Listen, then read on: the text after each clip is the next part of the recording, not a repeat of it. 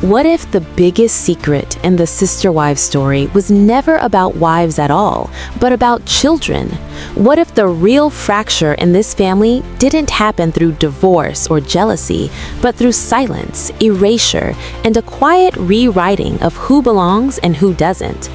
Today, we are exposing the part of the story no one wants to name, the invisible line that splits siblings into insiders and outsiders, the strategy behind the isolation, and the legacy it was designed to protect. Stay with me, because once you see this, you cannot unsee it, and it changes everything. Welcome back to the channel. Today, we step into the quietest, most avoided corner of the Sister Wives universe. Not the arguments, not the divorces, not the shouting matches, but the silence. The silence that lives between children, because beneath the tears, beneath the jealousy, beneath the carefully edited family unity, there is a truth so heavy it has slowly crushed the foundation of what was once presented as a 30-year experiment in multiplied love. There is a truth so uncomfortable that Cody and Robin Brown circle around it without ever naming it, because naming it would shatter the final illusion. That truth is this: children have not merely drifted apart, they have been erased, not forgotten, not overlooked, but methodically removed from the emotional center of the family. And this erasure is not random, it follows a pattern. There is an invisible line running straight through Flagstaff, Arizona. On one side are the children labeled difficult, distant, rebellious, or unsafe. On the other side are the children protected inside one household, shielded not only from the outside world, but from their own siblings. And this separation is never spoken about directly.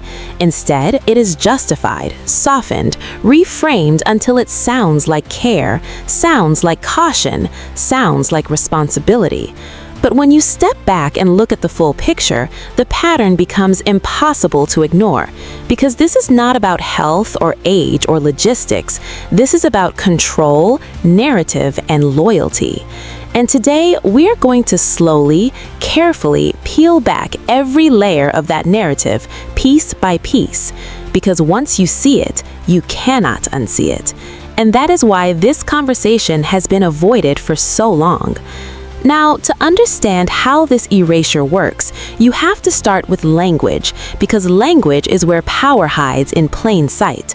And Cody Brown has a favorite phrase, one that he repeats whenever he needs to justify absence, distance, or exclusion: tender-aged children. You have heard it again and again. He cannot travel, tender-aged children. He cannot split time, tender-aged children. He cannot attend a surgery, tender-aged children. He cannot show up for other relationships, tender-aged children. The phrase sounds harmless, even caring, but when you strip it down, what it really does is create hierarchy. It draws a line between who is deserving of presence and who is expected to survive without it. Because during the height of the family fracture, the children being described as tender were not infants, they were not toddlers, they were school-age children capable of independence, conversation, and understanding, yet they were framed as fragile, while other children, only slightly older, were framed as resilient. And that contrast is where the manipulation begins, because by labeling one group tender, you automatically label the other group as strong enough to be neglected. And this is not biology, this is storytelling. This is how absence is reframed as necessity, and favoritism is reframed as protection. And this language does something else just as powerful. It infantilizes the chosen children. It subtly teaches them that the world is dangerous, that they require constant supervision, that separation equals risk, and fear becomes the glue that binds them closer to the parents, controlling the narrative.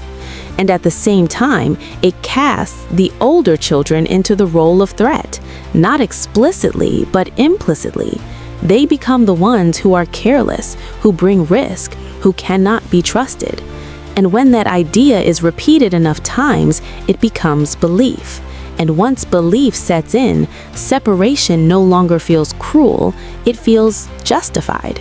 And this is where the pandemic enters the story, not as a cause, but as an accelerant.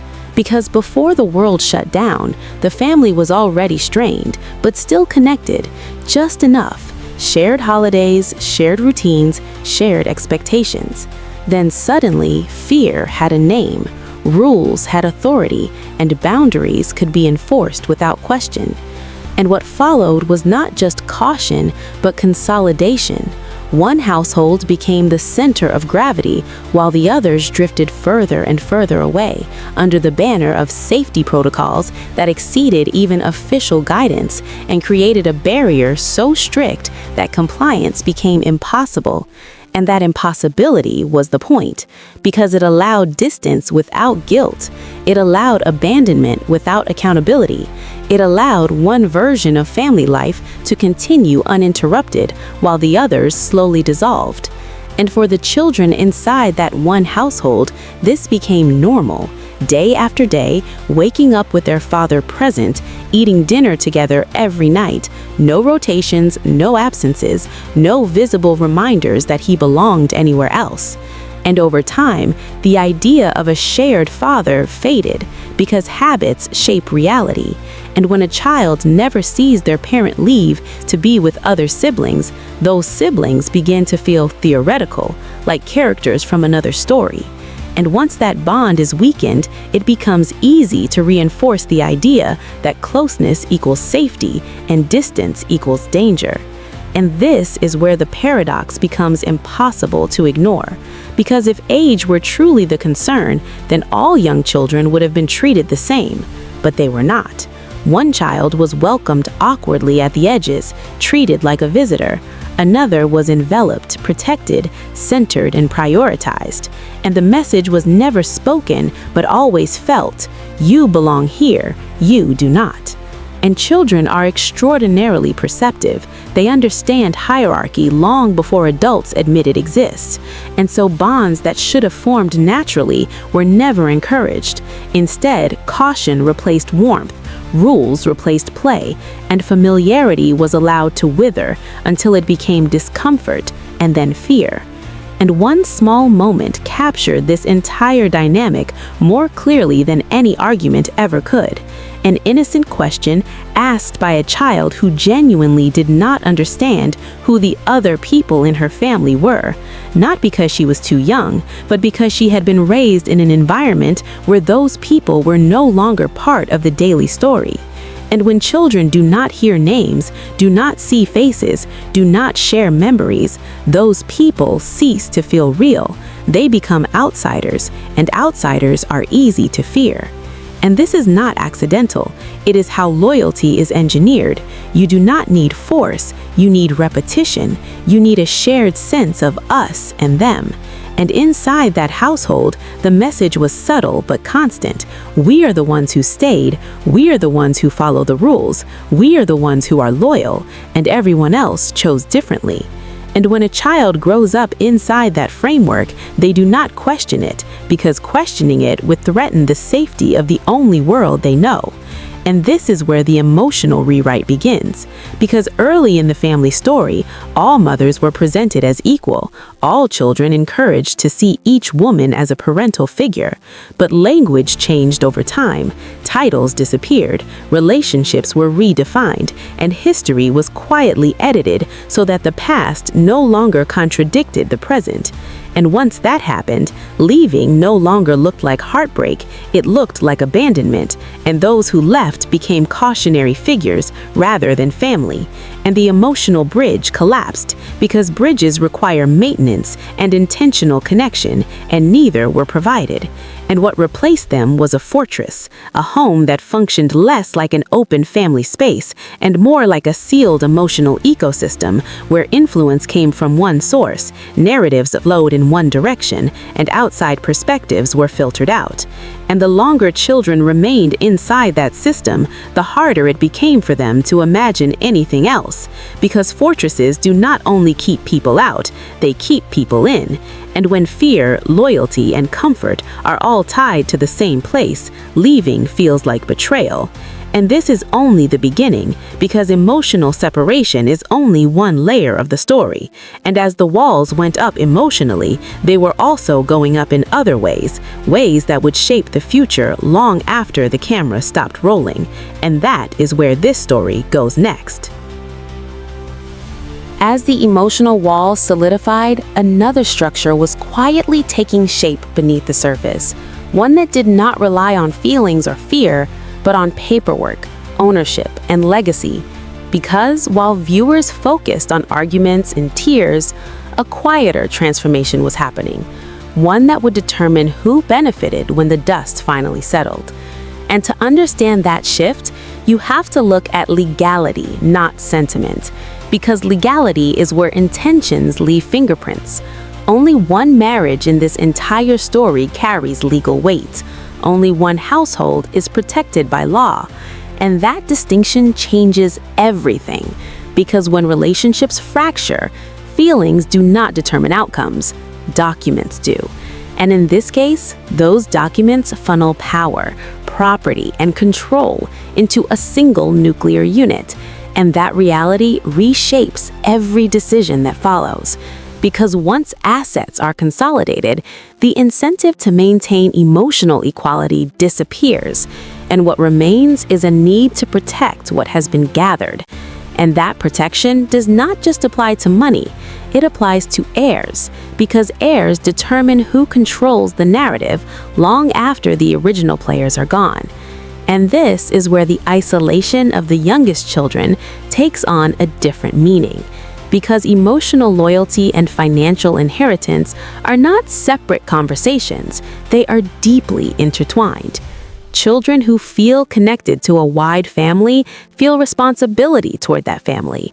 Children who are raised to see themselves as separate, chosen, and distinct do not. And when you combine that separation with a steady narrative that frames others as disloyal, unsafe, or absent, you remove any internal conflict about future outcomes. Because why share with people who never felt like yours to begin with? And this is not presented to the children as greed, it is presented as fairness. We stayed. We followed rules. We sacrificed. And that story becomes the foundation of entitlement. And once entitlement is normalized, consolidation no longer feels wrong. It feels deserved. And this is where the creation of exclusive financial entities becomes symbolic, because names matter. Names tell you who is included and who is not. And when a business structure is formed that only lists certain children, it sends a message louder than any arguments ever could. It declares, this is the family that counts. The rest are history. And when children grow up seeing their names enshrined in legal documents while others are absent, it reinforces the emotional hierarchy that has already been built. And this hierarchy extends beyond money into legacy. Because legacy is not just what you leave behind, it is who you imagine carrying it forward. And when one group of children is raised inside a sealed environment, taught that the outside world is hostile and that loyalty equals proximity, independence becomes suspicious and separation becomes betrayal. And this explains why growing up does not look the same for every child in this family. Because independence in one household is celebrated, while in another it is quietly discouraged, framed as danger or disobedience. And the result is prolonged dependency, not because the children are incapable, but because capability threatens the structure that has been built. And when you look at the patterns, the holidays, the housing choices, the emotional responses, the picture becomes clearer. Abundance is concentrated in one place, not to share joy, but to anchor loyalty. Because excess functions as distraction, it fills silence, it replaces absence with objects, and it teaches children to associate comfort with compliance and presence with reward. And this dynamic becomes most visible during moments meant to symbolize unity, celebrations, gatherings, milestones, because those moments reveal who is centered and who is peripheral. And over time, The periphery fades until it no longer feels like loss. It feels like distance, and distance eventually becomes indifference. And indifference is the most powerful form of separation because it requires no justification. And this is where the long-term consequences begin to surface. In the end, this was never just a story about marriage or divorce. It was a story about who was allowed to belong and who was quietly pushed away. The choices made in silence shaped a generation, and the consequences are still unfolding. The question now is not who won, but what was lost, because love that is divided leaves scars, and the truth always finds its way out, even when it takes years to surface.